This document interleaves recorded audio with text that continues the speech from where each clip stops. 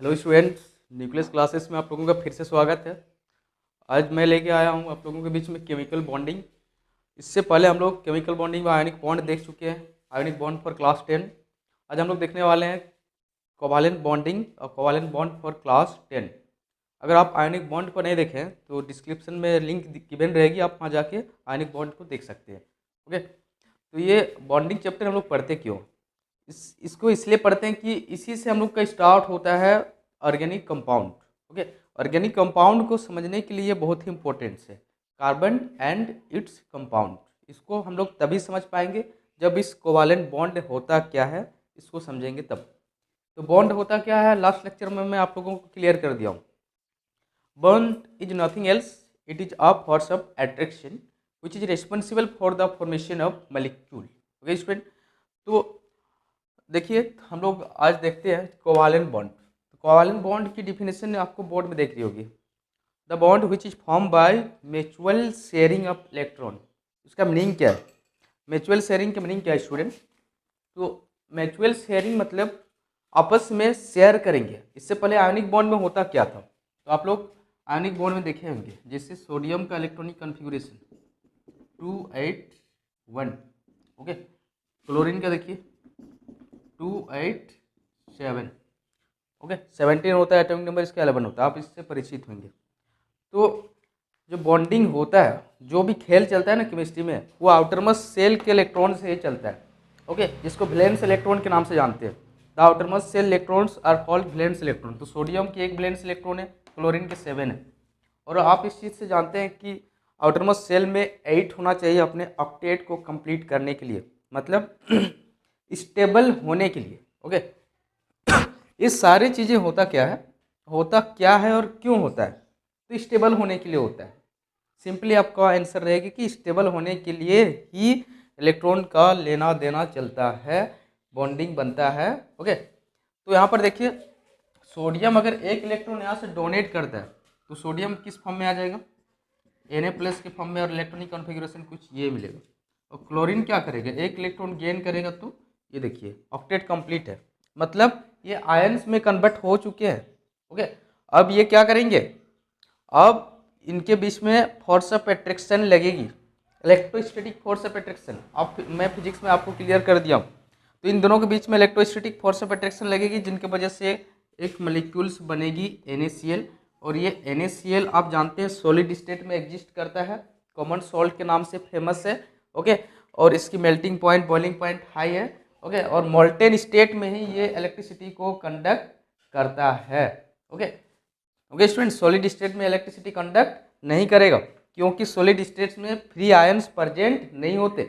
Okay, और molten state में free ion present होते हैं। तो लास्ट लेक्चर में हम लोग ये सारी चीज़ें क्लियर कर चुके हैं। ओके, आज हम लोग देखते हैं कोवालेंट बॉन्डिंग को। कोवालेंट बॉन्ड होता क्या? तो देखिए हाइड्रोजन का इलेक्ट्रॉनिक कॉन्फ़िगरेशन आप जानते हैं, के सेल में सिर्फ एक इलेक्ट्रॉन होता है। ओके, तो हम लोग देखेंगे H2 का फॉर्मेशन हुआ कैसे है। H2 का कैसे फॉर्मेशन हुआ? तो देखिए हाइड्रोजन का आउटर मोस्ट सेल में एक इलेक्ट्रॉन, 2 हाइड्रोजन में लेता हूँ। ओके, हाइड्रोजन को कितना चाहिए आउटर मोस्ट सेल को पूरा करने के लिए? के सेल में कितने इलेक्ट्रॉन्स होते हैं? 2 होते हैं, 2 चाहिए। तो ये एक इलेक्ट्रॉन अगर किधरों से इसको मिल जाता है, ओके, तो ये क्या हो जाएगा? स्टेबल फॉर्म में आ जाएगा। Okay, stable electronic configuration acquired करेगा। ठीक, तो ये देखिए इसमें क्या होगा, ये इसको इलेक्ट्रॉन दे नहीं सकता क्योंकि एक ही इलेक्ट्रॉन है, और ये भी इसको दे नहीं सकता। तो ये बना कैसे? ये मॉलिक्यूल्स के बीच में फोर्स ऑफ अट्रैक्शन है क्या? तो covalent force of attraction, covalent bond. Okay, तो ये क्या करेगा? म्यूचुअल शेयरिंग करेगा, मतलब इन दोनों इलेक्ट्रॉन्स इन दोनों के बीच में आ जाएंगे। ओके, मतलब दोनों का अधिकार इसमें बराबर है, इसका अधिकार जितना है उसका भी अधिकार उतने ही है। मतलब ये देखिए 2 इलेक्ट्रॉन स्टेबल हो चुका है, ये भी 2 इलेक्ट्रॉन ये भी स्टेबल हो चुका है। मतलब ये भी जानते हैं 2 इलेक्ट्रॉन से क्या बनता है? एक बॉन्ड बनता है। तो क्या बन जाएगा यहाँ पर? H2 को आप ऐसे भी लिख सकते हैं, this is molecular formula and this is structural formula and this is Lewis dot structure. आप तीनों से रिप्रेजेंट कर सकते हैं। मतलब ये बात क्लियर है कि 2 इलेक्ट्रॉन से ही एक बॉन्ड बनते हैं। सेट कर लीजिए इसको माइंड में। ओके, और ये बॉन्ड हम लोग इस ढंग से क्यों रिप्रेजेंट करते हैं? तो इसके पीछे वजह है स्टूडेंट, इलेक्ट्रॉन्स जो होते हैं ना, इलेक्ट्रॉन्स इन दोनों के बीच में वाइब्रेट करते हैं, ऑक्सीलेट करते हैं इन फॉर्म ऑफ वेव। तो इलेक्ट्रॉन का एग्जैक्ट पोजीशन पता करना डिफिकल्ट है, इसीलिए हम लोग इसको डैश से सॉरी रिप्रेजेंट कर देते हैं। ओके, तो आप ये चीज़ को क्लियर रखिए कि डैश से क्यों रिप्रेजेंट करते हैं, बहुतों को पता नहीं होता। तो इनके बीच में ये ऑक्सीलरेट करता है, एग्जैक्ट पोजीशन को हम लोग पता नहीं कर सकते, इसलिए हम लोग डैश से रिप्रेजेंट करते हैं। और this is nothing else, this is of force of attraction. ये रिप्रेजेंट करता है किसको? फोर्स ऑफ अट्रैक्शन को, जिसका वजह से ये मॉलिक्यूल बना है। तो यहाँ पर देखिए इलेक्ट्रॉन का शेयरिंग हो रहा है। ओके स्टूडेंट, तो नेक्स्ट चलते हैं types of covalent bond. Covalent bond की कितने टाइप्स होते हैं? तो फर्स्ट सिंगल कोवालेंट बॉन्ड, आप H2 का फॉर्मेशन देख चुके हैं।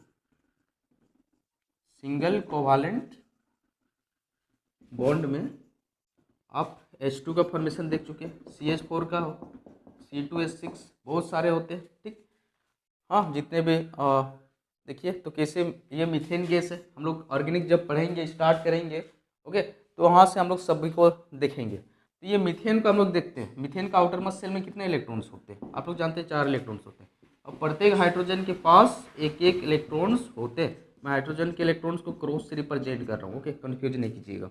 इसको कितने चाहिए स्टेबल होने के लिए? 2 चाहिए। ये देखिए शांत हो गया, स्टेबल हो गया, स्टेबल हो गया, ये भी स्टेबल हो गया। और कार्बन को कितना चाहिए भाई? कार्बन का इलेक्ट्रॉनिक कन्फिग्रेशन देख लीजिए, 2 ओके, कितना 2 4, कितना चाहिए? 4 चाहिए। ओके, तो ये क्या करेगा? ये देखिए 4 चाहिए, 4 ऑलरेडी उसके पास है, 1 2 3 4 इधर से ले लेगा। ये देखिए 8 हो गया ना, 8 हो गया, तो कार्बन भी स्टेबल हो गया। मतलब this is molecular formula, this is Lewis dot structural formula. और फिर से हम लोग इसका स्ट्रक्चरल फार्मूला भी देख सकते हैं कुछ इस ढंग से। ये देखिए सिंगल कोवालेंट बॉन्ड, हाँ इसमें भी आप रिप्रेजेंट कर सकते हैं। कार्बन कार्बन डबल बॉन्ड है, सॉरी कार्बन 2 गो है, तो कार्बन क्या कीजिएगा? ये देखिए कार्बन के बीच में सिंगल बॉन्ड लगा दीजिएगा। ठीक, और कार्बन को कितना चाहिए? 4 चाहिए, 4 बॉन्ड चाहिए सेटिस्फाइड होने के लिए। 1 2 3 4 मिल चुकी है। इसको भी उसी तरह से देखिए, सारे हाइड्रोजन भी यहाँ पर क्या हो गए? एडजस्ट हो गए हैं।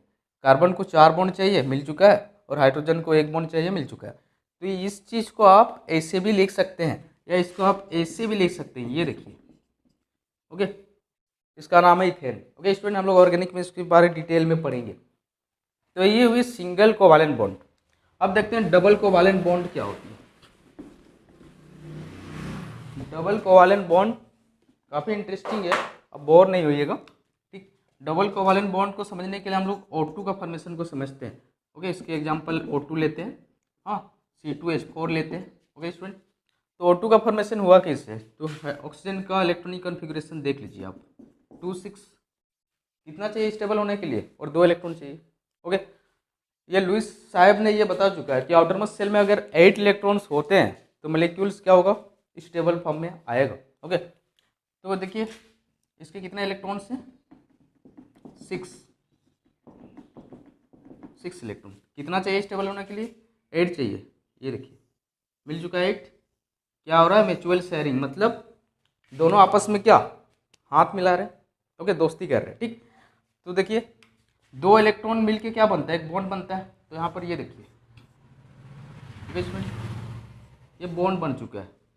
ओके, यही इसको हम लोग कहेंगे स्ट्रक्चरल फार्मूला, इसको मोलिकुलर फार्मूला, इसको लुईस डॉट स्ट्रक्चर फार्मूला। ठीक, अब फिर देखिए यहाँ से इसमें इलेक्ट्रॉन्स बच गए हैं, इसको नॉन बॉन्डिंग इलेक्ट्रॉन्स कहते हैं। मतलब बॉन्डिंग पे जो पार्टिसिपेट नहीं करते हैं उसको लोन पेयर इलेक्ट्रॉन कहते हैं, या फिर नॉन बॉन्डिंग इलेक्ट्रॉन कहते हैं। तो देखिए यहाँ पर कितने हैं लोन पेयर इलेक्ट्रॉन? इसके पास 2 हैं, इसके पास 2 हैं। पेयर मतलब 2 electron. Okay, non bonding electrons बोलिए या लोन पेयर इलेक्ट्रॉन्स बोलिए, ठीक, दोनों सेम चीज़ है।